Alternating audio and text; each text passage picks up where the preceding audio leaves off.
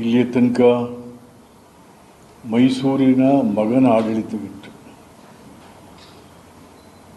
ಈಗ ಮೈಸೂರಿನ ಅಳಿಯನ ಆಡಳಿತ.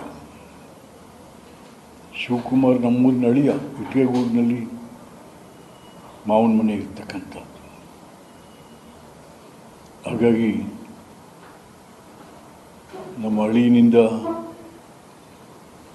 ಮೈಸೂರು ನಗರ ಜಿಲ್ಲೆಗೆ ಒಳ್ಳೆಯದಾಗುತ್ತೆ ಅಂತಕ್ಕಂಥ ಭರವಸೆ ಭಾವನೆಗಳು ನಮ್ಮಲ್ಲಿದ್ದಾವೆ.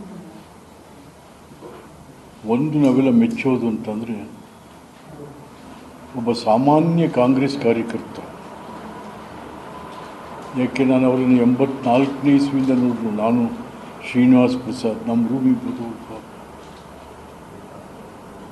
ಅಲ್ಲಿಂದ ಒಬ್ಬ ಸಾಮಾನ್ಯ ಕಾರ್ಯಕರ್ತನಾಗಿ ಮುಖ್ಯಮಂತ್ರಿಯ ತನಕವೂ ಕೂಡ ಬೆಳೆದಂಥದ್ದು ಬಹಳ ವಿಶೇಷ. ಹಾಗಾಗಿ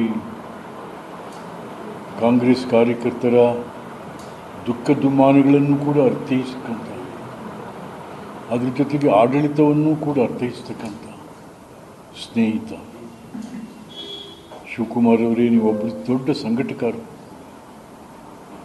ಸಂಘಟನೆ ಮಾಡಿ ಆಗಿದೆ.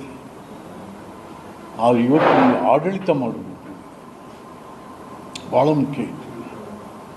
ಇನ್ನು 2 ವರ್ಷಗಳಲ್ಲಿ ತಾವು ಮತ್ತೆ ಈ ರಾಜ್ಯದ ಹಲವಾರು ಗ್ಯಾಪ್ಗಳೇನಿದ್ದಾವೆ ಆಡಳಿತದಲ್ಲಿ ತುಂಬಬೇಕಾಗುತ್ತೆ.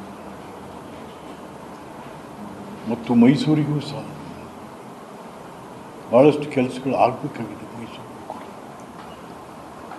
ಮತ್ತು ನಿಮ್ಮ ಜೊತೆಗೆ ಹರಿಪ್ರಸಾದ್ ಕಾಂಗ್ರೆಸ್ಸಿನ ರಾಜ್ಯಾಧ್ಯಕ್ಷರಾಗಿ ಒಳ್ಳೆ ಜೋಡಿ.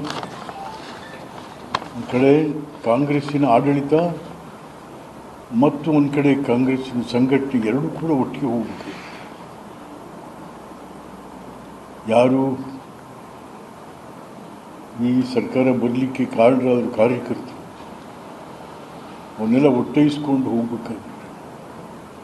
ಏಕೆಂತಂದರೆ ಪಾರ್ಟಿನ ಕಟ್ಟುವಂಥವರೇ ಕಾಂಗ್ರೆಸ್ ಕಾರ್ಯಕರ್ತರು. ಯಾವುದೇ ಪಾರ್ಟಿ ಕಾರ್ಯಕರ್ತರು, ಪಕ್ಷದ ಕಾರ್ಯಕರ್ತರು ಪಾರ್ಟಿ ಕಟ್ತಾರೆ, ಹಾಳು ಮಾಡೋರೇ ಈ ಲೀಡರ್ಗಳು.